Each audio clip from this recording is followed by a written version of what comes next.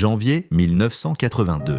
Stephen Callahan, 30 ans, passionné de voile et d'aventure, décide de traverser l'Atlantique à bord de son voilier de 6 mètres, le Napoléon Solo. Il veut se prouver qu'il en est capable, seul, sans assistance. Pour lui, c'est plus qu'un voyage, c'est un défi personnel, une quête de liberté.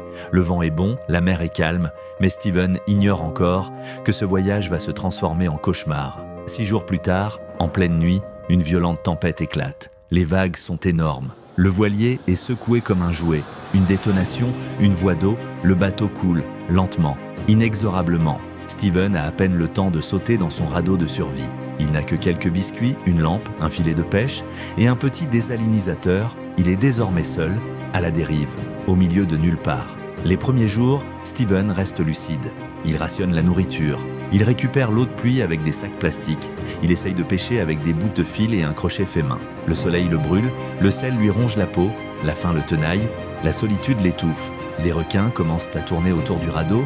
La nuit, il ne dort plus.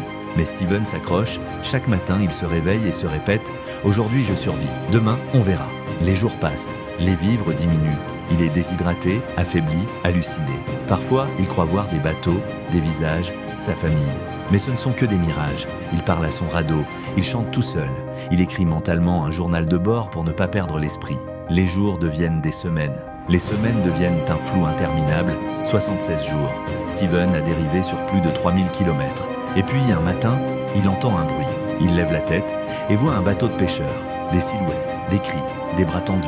Stephen sourit, il pleure, il est vivant. Stephen Callahan a survécu 76 jours seul en mer avec rien d'autre que sa volonté et son intelligence. Il a prouvé que même quand tout semble perdu, il existe toujours une lumière, une raison de tenir, un espoir qui refuse de couler. Parce que parfois, ce qui sauve un homme, ce n'est pas la force de ses bras, mais celle de son esprit. N'oublie pas de t'abonner à cette chaîne si tu trouves cette histoire de Callahan incroyable.